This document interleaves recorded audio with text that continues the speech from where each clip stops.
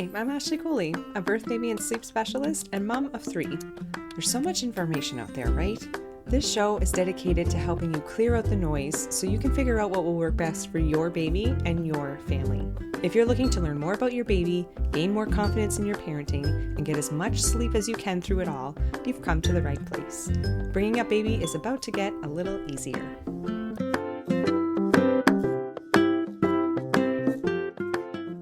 Hey everybody, it's Ashley Cooley, owner of Birth Baby Sleep, and we're back with another episode. Today we're talking with Alison Sanford Thomas. Alison is a registered social worker here in the Halifax area, though she works remotely and does virtual appointments. And we are talking about perinatal anxiety. By the way, if you don't already know, perinatal means that time of life when you are pregnant. It also actually includes conceiving, trying to conceive, pregnancy, as well as postpartum, usually up to a year postpartum. But this conversation, regardless of where you're at along your parenting journey, I think is really important to have. We're talking about intrusive thoughts. We're talking about treatment options. We're talking about what's available out there for support. So we want you to listen to this. So without further ado, here's my conversation with Alison. Welcome, Alison. Thanks so much for joining me today for the Bring Up Baby podcast. Yeah, hi. Thanks so much for having me. I'm so happy to be here. It's great to see you again. We've had some conversations in the past. We've worked together a little bit in the past, but you were among some wonderful friends and followers of mine when I posted about my own anxiety situation a couple of weeks ago on social media, and you kindly reached out, and it really just triggered something in me that this should be a conversation we should have for the podcast. So I'm really glad that you're joining me today. So could we start out with you sharing a little bit about yourself? Tell us about yourself and what you do. Yeah, absolutely. So I am a registered social worker here in Nova Scotia, as well as in Ontario. I'm registered in both provinces. And I work as a mental health therapist right now with Bloom Psychotherapy, which is a virtual private practice that's focused on perinatal and maternal mental health. So all of the clinicians on the team with Bloom have specialized training and experience in perinatal mental health and are all also moms themselves. So we provide virtual mental health support for moms, parents, couples, focused primarily around these particular stages of life. So anything from trying to conceive to fertility to pregnancy to postpartum into our parenthood journey. And I'm also a mom myself. I live in Halifax currently with my husband and our 3.5-year-old son. I was living in Alberta for about 8 years, and then back about 1.5 years ago now, we decided, like a lot of people after the pandemic, to make the move back east. So here we are. Closer to some family. Yeah. Good for your mental health, being by the ocean. Yes. I think that's good for my mental health, being by the ocean. Especially in the summertime. Yeah. Yes. Yeah, absolutely. Wonderful. Well, I love that, when it comes to perinatal mental health. So this is what we're talking about is mental health during your pregnancy, postpartum, up to a year postpartum, is kind of the technical definition, I guess. Yes. Yeah. But not only are we like at Bloom or with you talking to somebody who's a mental health advocate and counselor or therapist, is that you have personal experience, not that you would bring that to your work day to day, but that's just part of understanding, talking to somebody who gets it, I think is so important. But also that you specialize in that perinatal time period, which is just so critical to have some specific information on that. So again, why I'm really excited we're going to chat about this today. Yeah. So let's start our conversation talking about anxiety during pregnancy. Sure. So these things can pop up whether you've experienced anxiety in the past yourself or not. This is something that is relatively common. Can you talk to us about how common it is and what are some symptoms or things that are going on in pregnancy? Yeah, for sure. And I think it's a lot more common than lots of people expect or realize.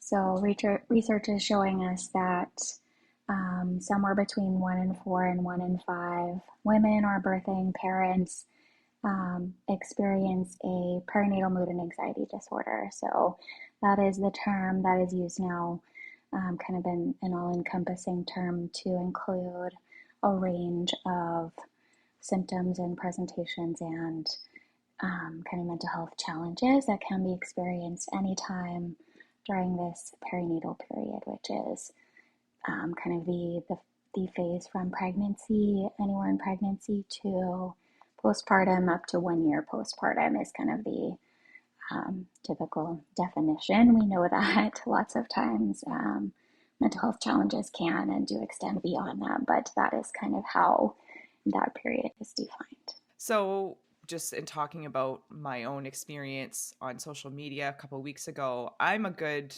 5 years past my Yeah. last postpartum Yeah. experience. Mm-hmm. So we wouldn't really call this postpartum anxiety, but I remember looking back and feeling some feelings and experiencing some things in that time of my life, that whether it was guilt or whether it was just assuming that it's just part of the package Mm-hmm. or whatever that is, a lot of this stuff goes missed, or Yeah. can be missed, or we don't talk about it, or we just feel guilty that we're maybe feeling some things. So we're trying to push through because that's what we like to do as moms, Yes. is we got to get the stuff done and put our own stuff aside to We do get the really good things. at that. Yeah.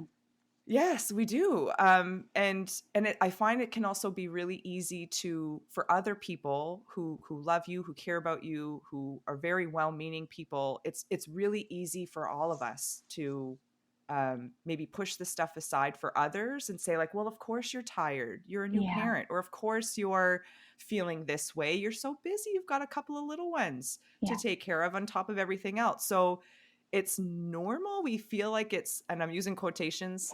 Those who are listening on the podcast won't see that. But yet it's not. It doesn't need to be part of the package. Yeah. So what are some of those symptoms that you would experience with anxiety? I know this can vary person to person. Mm-hmm. And there's probably a wide trajectory, a range of symptoms and things. But Yeah. can you give us a few examples of what somebody who is pregnant, or parents who are in that expecting baby phase, what they Yeah. might actually be feeling or noticing in this avenue? Yeah. So, I mean, I think there can be lots of overlap in regards to, like, pregnancy versus postpartum and how we experience anxiety. Mm-hmm. There can be also some specific differences as well, but um, I think generally when we're looking at anxiety, um, there's a big range of ways it can kind of come up for people, or present or show up, right? So it can Mm-hmm. be anything from kind of having like racing thoughts or excessive worry about things. Can be difficulty relaxing or concentrating on things. It can come up as challenges with sleep. So either difficulty falling asleep or difficulty staying asleep. Um, And and not necessarily because you're uncomfortable because there's a baby in your belly, but right. there's Yes. other Yes. outside And of factors that are course, when we're contributing. looking at, being a new mom, there's, of course, going to be times where we have challenges with sleep, or where, because of infant sleep, we're up more often than we normally would and things like that. But we're really Mm-hmm. looking at, like, when you do have the opportunity to sleep, are you able to Mm-hmm. sleep? And how can you kind of get support for yourself to prioritize rest or sleep, right? Mm. As a sleep consultant, I know I hear this a lot. Like once we get the baby sleeping, and then the parents might come back like, okay, now let's work on my sleep. Like now Yes. that my little one's Yeah. sleeping, I'm fine. I'm still awake at night and I don't know why. Uh-huh. So that kind of thing can come up. But I'm thinking about like, is the anxiety coming up a lot for people where when we're pregnant, we're anticipating the role of going through labor and delivery, having a new baby? Is it maybe just, I know for Yeah. myself and for many others, there could be a struggle to even become pregnant. So once Uh-huh. you finally are Absolutely. pregnant, Yeah. wow, the Uh-huh. anxiousness and the Yeah. worries that are there until the baby's in your arms. Mm-hmm. So it takes about 9 months for that. And Mm-hmm. now we have the baby in our arms. So there's so many more things to be anxious about. Absolutely. And I think commonly during pregnancy, what I've seen a lot in my work is, concerns regarding either our own health, mom's health, and things that are coming up there, or things related to baby's health and well-being. Mm-hmm. Especially like you mentioned, if we do have a history of pregnancy loss or miscarriage or other experiences of trauma in our past, that can definitely Mm-hmm. influence the anxiety that we experience during pregnancy Mm-hmm. as well. Mm-hmm. Yeah. What about you? You'd mentioned this a little bit earlier. Intrusive thoughts. Yeah. I find that very much accompanies anxiety. I know it does for me, Yeah. where something just enters your mind Yeah. that was not welcomed or not pre kind Um, of, you weren't thinking about this particular topic or something, and then something enters your mind. I'm sure when it relates to pregnancy or postpartum, a lot of those thoughts can maybe have to do with harming your baby, or your baby being harmed, mm, or yourself being harmed. yeah. And this is a thought that can just come in. I think most people in their lives get Yeah. intrusive thoughts, but I feel like they're very much present for the new parent or the Mm, parent of a new baby. And that can be really sometimes alarming. yeah. And sometimes it's easier to brush it off, being like, whoa, I don't want to think about that. Let's move it Yeah. aside. But I think if we've got maybe a little less sleep under our belts, and there's these other worries and life things that are happening, that sometimes these intrusive thoughts can really wreak some havoc. Can you talk to us a little bit about what that is and what that looks Yeah, like? absolutely. So, intrusive thoughts are something that are very common. A large percentage of people and new parents experience, I would say, but it's like you said, it's hard to talk about, it's hard to acknowledge or to bring up sometimes. There's a lot of fears around bringing this up, and what does this Mm-hmm. mean that I'm thinking this way or having these kinds of thoughts come up, right? Like it means something about you yourself. So Yes. if I admit about this thought that came into my, and then, whoa, someone's going to judge me. Yeah, Somebody's going to for sure. be like, what the? Mm-hmm. But that's not Mm-hmm. how it really works. Yeah, Yeah. yeah. So I mean, there can be a huge range of what those thoughts look like, right? Like, am I going to drop my baby? Am I going to harm my baby? Um, there's lots of different kind of examples of what those kind of look like, or how Mm-hmm. those show up. But the important thing is that those kinds of thoughts are what we call ego dystonic. So um, they feel alarming, they feel scary for us, and oftentimes those actually kind of lead to like further spiral of anxious thinking or anxious kinds of behaviors where we're actually doing things that are really protective, and it means that we do not in any way want harm to come to our baby or ourselves, or we don't want bad Mm-hmm. things to happen, right? And we are really Mm-hmm. fearful of bad things happening. And so often we engage in more behaviors to help kind of protect that from happening, or we're isolating ourselves even more, not going out for certain reasons, or doing Mm-hmm. certain things that really also then Mm-hmm. influence our mental health further, right? Um, Yeah.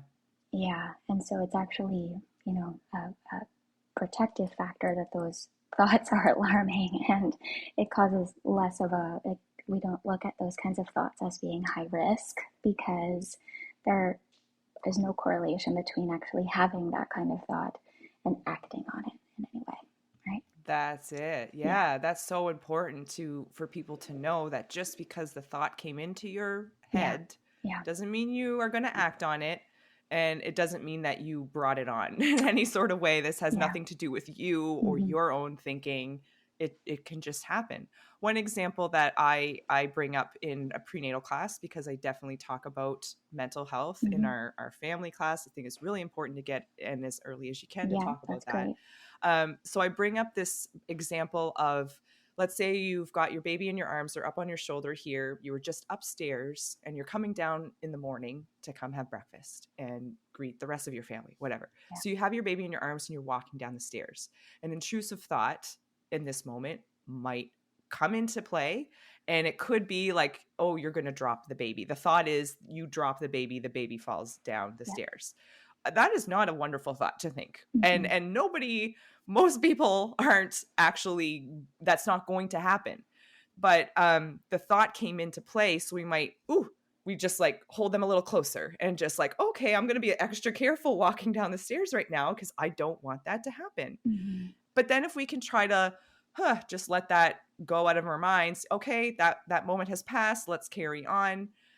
Easier said than done for somebody who is of an anxious mind. Mm-hmm. Like you're saying, that thought can then spiral. But that moment and that intrusive thought and everything that just happened that I just talked about is not inherently bad. It doesn't mean it's going to keep happening. Yeah. But if it did, or if it was starting to impact your life, that's where you probably want to reach out for a bit more help, right? Yeah. Because now I'm upstairs and I'm at the top of the stairs and here comes that thought again. And I think, oh, maybe I don't want to be the one. So, honey, can you bring the baby downstairs? Mm-hmm. And so I hand the baby over so that, okay, I don't have to worry about that. Or now I don't even want to go downstairs. Bring my breakfast up. I'm not going on the stairs today. Mm-hmm. Like if it's starting to impact how you are going about your day to day because you're worried about those thoughts, that's another story, right? Yeah, absolutely. Yeah. And all these things that we're talking about are very treatable. So, and I mean, we'll talk about that more, I think, going forward, but there are lots of things that we can start doing and working on fairly quickly to help support you with. Beautiful. And yes, we will talk about that because hopefully some of that conversation will be helpful in a prevention type of way, which I really appreciate. Yeah. But before we get into that, let's talk about the dads for a second. Let's talk about the men because this is a very real thing for dads as well. Yeah. It can be quite common. We're hearing more and more how common it can be for men. In some recent training that I took in this avenue, I heard a very staggering statistic that we don't hear very often, that 50% of men whose partner is experiencing a perinatal mood or anxiety disorder, so he or she is experiencing anxiety, depression, or something of that nature, 50% of those partners will also experience their own perinatal mood. So that's we are not hearing about this. And I think it can be incredibly challenging for anyone to bring these thoughts up or bring these things up, but especially for dads, because there just hasn't been really much of anything about this until very recently. And we know how long it takes to get people that speak up. But I just want to explain, before I get your 2 cents on that, Alison, is I did have a father. I was speaking to a father one time, and he did open up to me about his experience with some depression. He admitted to having depression or working through his own depression before becoming a dad. So if there's a history there, you are at a slightly increased risk of experiencing this during this time. So it's important to keep that in mind. And he kind of was on top of it.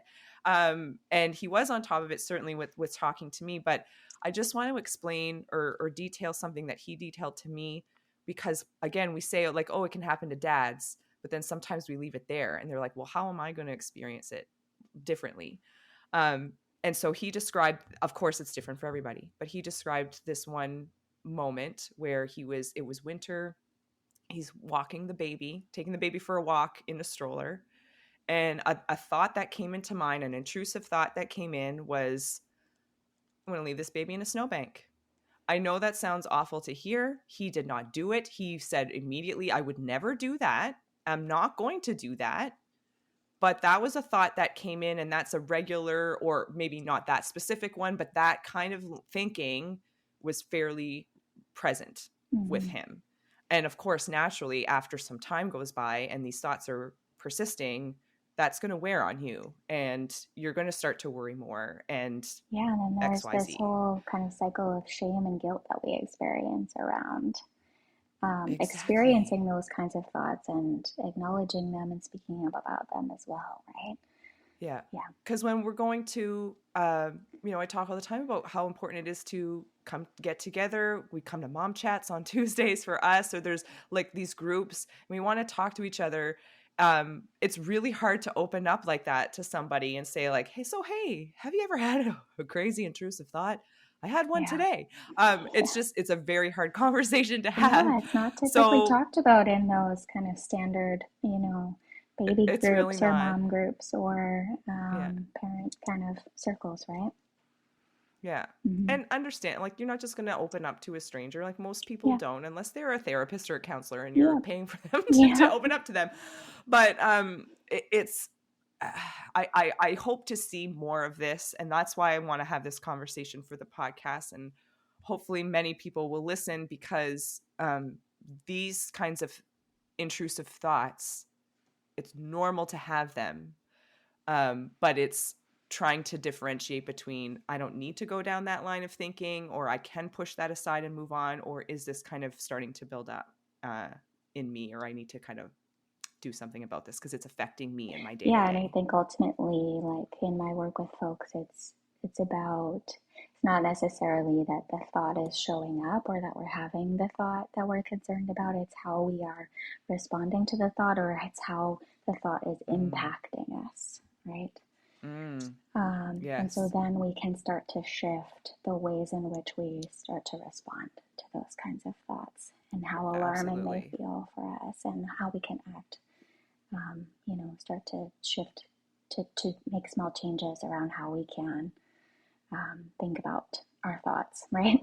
And I think Mm-hmm. I'm glad you brought up this point about dads struggling, and there is a higher risk if we know that mom is struggling, that partner or dad may be struggling as well, right? And I think seeing our loved ones struggle is really hard, right? And I think lots of dads may have experiences where they see mom struggle, whether that's, something in pregnancy or something during the birth experience or, things Mm-hmm. that come up in postpartum. Um, Mm-hmm. and, and kind of being there and experiencing that with mom can also Mm-hmm. have a big impact on dad or partner, right? Right, but Um, we don't necessarily look to them because we're looking at the person who went yeah, through it. We yeah. want to make sure they're okay, Mm-hmm. but then they just witnessed everything Yeah, and exactly. they might not be okay. It's very Mm-hmm. real. Yeah. Mm-hmm.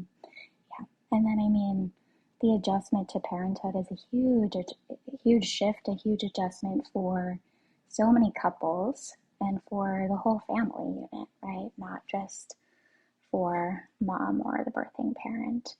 Um, Mm, and so looking at that in more of like a holistic way in terms of how this impacts the whole family system, right?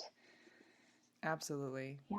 So, if we talk about some treatment options, or we know it's 100% treatable, um, maybe doesn't even always require medication, but there are medications and they can safely be used postpartum and in pregnancy and with breastfeeding and things like that. But can you talk to us a little bit about, okay, if somebody is kind of experiencing some of this stuff to a degree that they feel is just not allowing them to live their day to day how they want, how they need to. Mm-hmm. Is that really the kicker of like, okay, now I should go get help? Should we try to get help earlier? Should we try to be preventative? What Yeah. what can you tell us around some treatment options? Yeah, good question. I think I hear this question come up quite a bit around, at what point should I reach out for support? Or I've had people Yeah. ask me, like, I am experiencing this or that.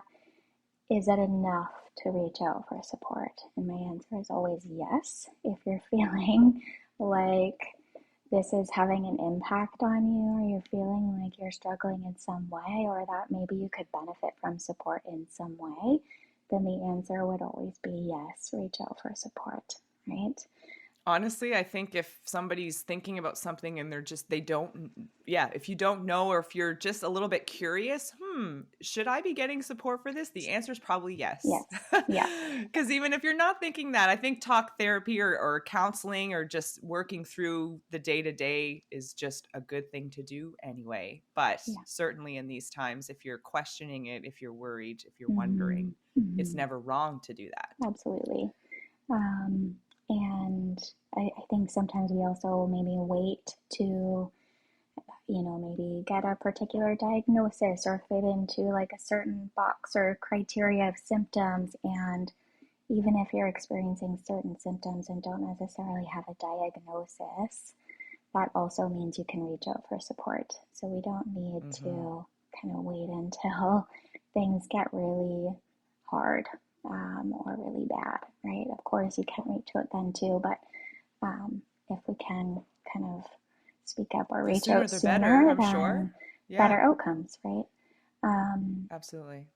yeah. And so, I mean, around treatment, usually when I start working with someone, we would look at initially helping to kind of stabilize symptoms or help you kind of gain some tools and skills and things for yourself to begin um, implementing. And absolutely, like you mentioned, medication can be an option, especially when symptoms are feeling more severe or are really having a big impact on our day-to-day life or how we're able to function and look after ourselves or look after our family, then medication can be a tool to help us kind of get our head above water, even for a Mm. period of time.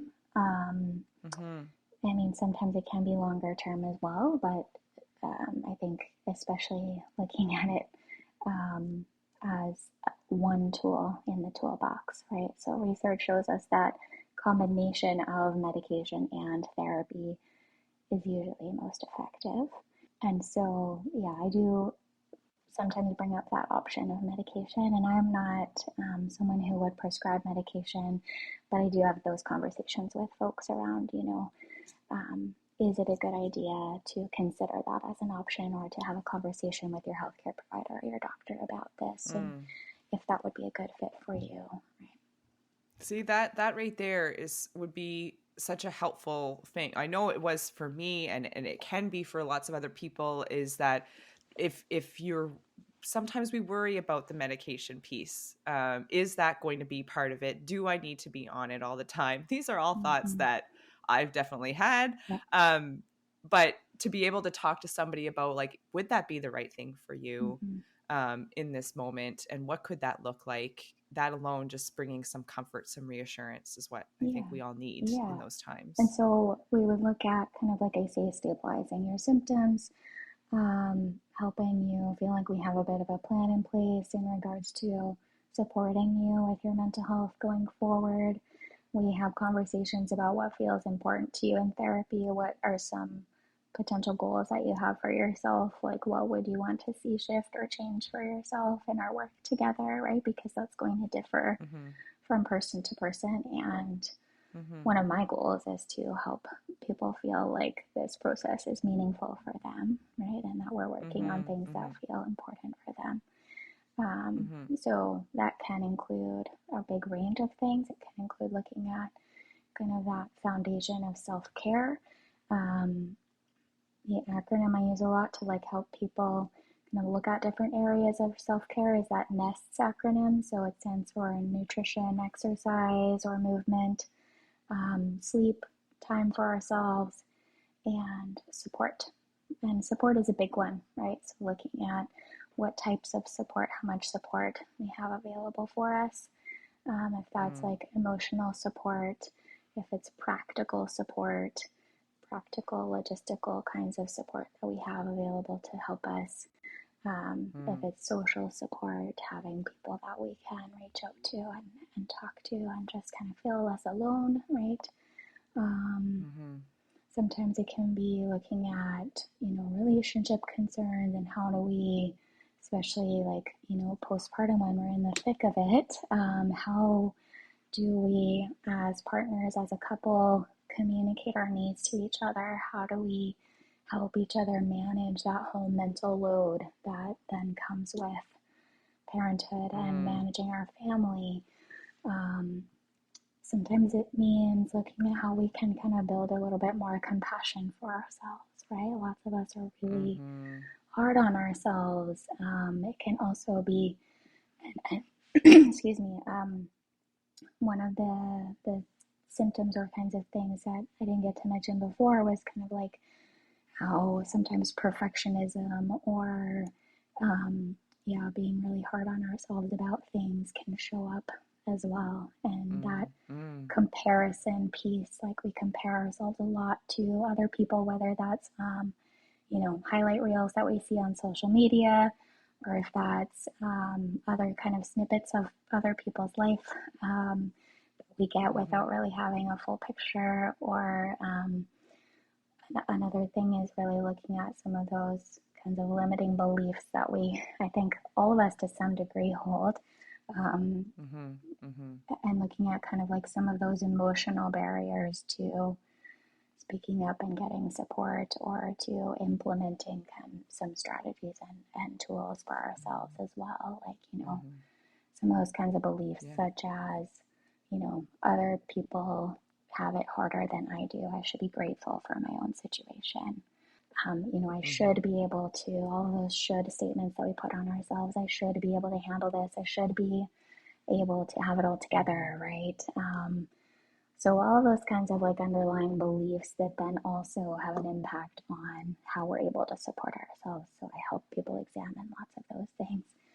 And then for folks who do have maybe past experiences of trauma, we can, once we look at kind of stabilizing symptoms or helping you to get some initial support, sometimes people want to start exploring, like some of those past experiences and ways in which they've had an impact on us, and how we can kind of do some healing work around helping ourselves now with how those things are showing up presently for us. When we're talking about treatment or prevention or anything, like you just brought up so many small yet big areas that we don't even think about, how our relationships change, how we change just after having a baby, and our lives are different. I mean, there's so many things at play, and it's a brand new experience, whether it's your first child or it's your brand new experience having 2 children or 3 or 4 or whatever. It can be a whole new ball game. Because I really appreciated what you said earlier. It's not necessarily about having a diagnosis or waiting for a diagnosis or I need to fit into a box before I can start to fix this and get out of the box. It doesn't really matter. If you are experiencing something, you can get help with it, and the sooner the better. So I love that you put that piece in there, because it's not just about a diagnosis, and it's not just about, I need a medication and now that's going to change everything. There's so much more to that we want to help you with your day to day, so that these things feel less like a burden. Right? Absolutely. So beginning to have some of those conversations early with your partner or your support system about the postpartum period, or your expectations, or some of your fears, or things that you're worried about heading into that, can be a protective factor. The level of support that we have available is a big one.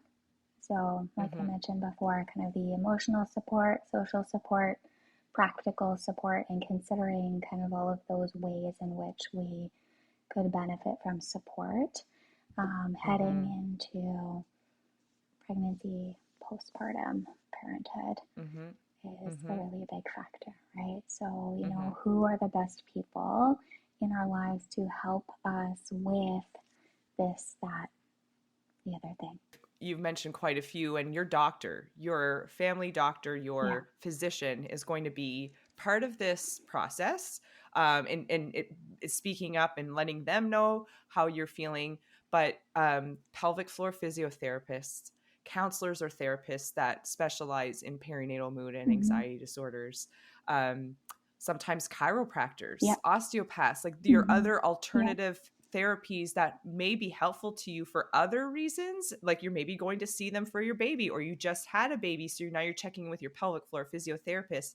Those appointments are like an hour Yeah. long, as opposed to your 15-minute doctor's appointment, which we know can be busy and hard to really open up and get good conversations in. So Mm-hmm. it's still important to do so, but there's these Yeah. other folks in the health and wellness field, I guess, when it comes to Yeah. your pregnancy and postpartum and Doulas, babies, postpartum they, doulas, you know, if you're yeah, able to open have up. that support, they're amazing. Yeah. Sometimes it's like natural supports we have around us already, like family members or friends or other people in our lives who can help support us. And then sometimes it's those professional supports that we really need to put in place as well for ourselves. Yeah, yeah. Yeah. So finding your supports, who's in your life that can be that support for you, or more than one. Mm-hmm. I hear all the time that we sometimes don't have family or friends. We just moved here. Yeah. We're the only ones. We Mm-hmm. haven't met anybody yet. Mm-hmm. So that can be challenging. But like I said, there's your doctor. There are therapists and counselors like yourself. There's physio, acupuncturists, like other people that work in this avenue that are not mental health professionals, but they are having the conversations. Mm-hmm. I think they're, and you're able to, a lot of times we just feel like we can open up to these people a little bit more. And so don't be afraid to do that just because that's not their area of expertise. Yeah. I think that's just so important for Absolutely. myself, for the people I know in this avenue, Mm-hmm. that we can still be a listening ear and a support, even if it's just for comfort and reassurance in that moment. And speaking of all those professionals, they are all listed in our perinatal support network group, which is free, which everybody can join and be a part of. Alison, you've done some sessions with us in the perinatal support network group when we used to be over on Facebook, and now we've moved platforms. But I'd love to have you in there again sometime to do a Yeah. session if you're willing, I'd love to. because it's just that's where we do have these Mm-hmm. conversations. It's a Mm-hmm. wonderful place to go to just get a list. We have a huge document that's like a running list of resources, from chiropractors to therapists to Yeah. sleep Yeah. Yeah. consultants to massage, a lot local to the Halifax regional municipality, but also many are virtual as well. So if you're not from here, Mm-hmm. you can still check that out. But even in that group, we try to have those kinds of conversations. Like, it's like, how are you doing? Oh, I'm fine. No, how are you really doing? Yeah. How is this affecting you today? Or what's going on? Because the more we can try to normalize this kind of Mm-hmm. chat, And I I mean, in think terms of hopefully more supports, people will like, open up. yeah, like aligning yourself with other people who are in this similar phase of life as well, right? Yeah. Makes a Yeah. huge difference, even if that's just like a couple of people that you know that you can maybe meet up with or get together with. I remember myself my son was born right before COVID hit, and so I remember being Mm. in Calgary at the time and just having a few people in my neighborhood that I got together with on a regular basis, that we would go for walks or do things outside together. And it made such a huge difference. I'm not really sure if those people truly know how much support they gave to me during that time, because it was just Mm. such a nice bond that was developed, right? I'm Um, sure it was reciprocated, because I think everyone, I just hear it all the time. We all feel it too, when you can just have a conversation with, maybe they don't have the same experience, but they at least will understand how hard it is yeah, sometimes. absolutely. Mm-hmm. And just like, you know what, like, I haven't experienced that, but maybe something similar.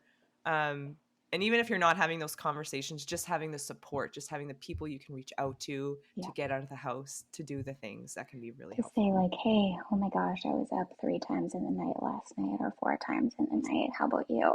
Right? During those really Mm. hard days. Um, Mm-hmm. yeah. And I mean, other kind of protective factors, just to list off a few more. I mean, looking at general self-care, like those areas I mentioned before, and how can I have, like, ready to eat items available for me through the day? Can I drink water? Can I look at my sleep habits and really get some support to help myself prioritize rest and sleep? The Um, basics. yeah, Yeah. yeah. And then getting some, you know, education about the postpartum period, taking a class or, talking to people about what that is really like to help set yourself up for success. Totally. Yeah. Totally.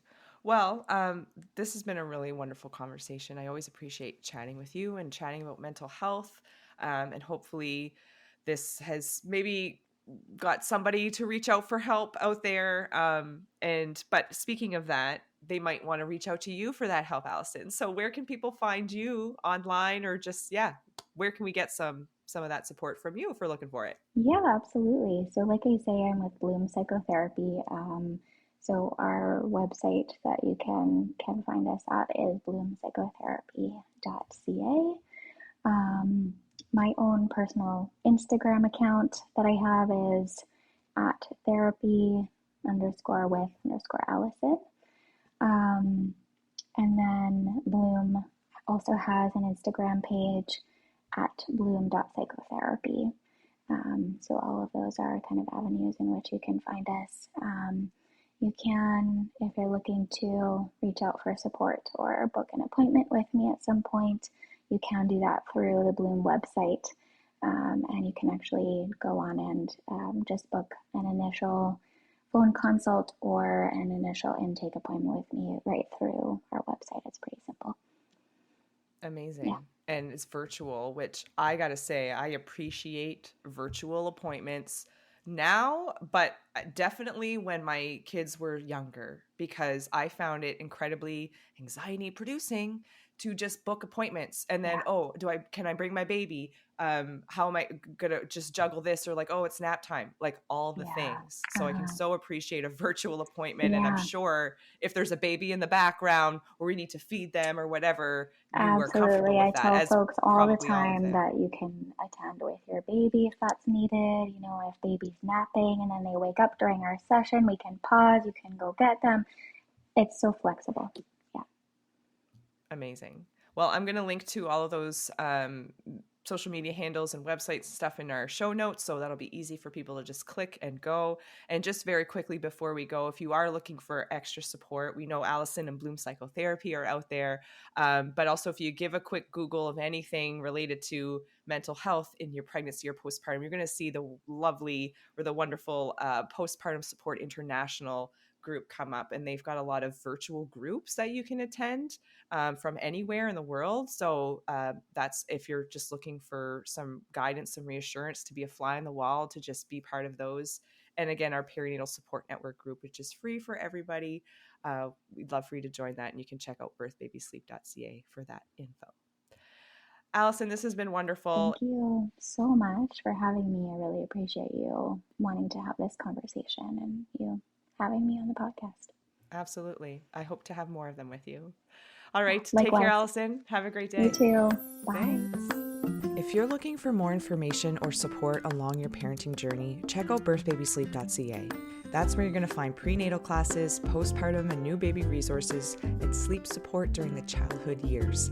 You can now join our Bringing Up Baby community membership as well, which has tons of additional benefits to helping you through all kinds of sleep challenges and transitions, navigating the transition to solid foods, and even your transition through early parenthood. If you have any questions, just send them my way. Lastly, but certainly not least, if you got something out of this episode or our show in general, leaving a rating or a quick review goes a really long way to helping others find us. So please consider leaving one. That's all for now. I'm Ashley Cooley, and we'll see you back here next time.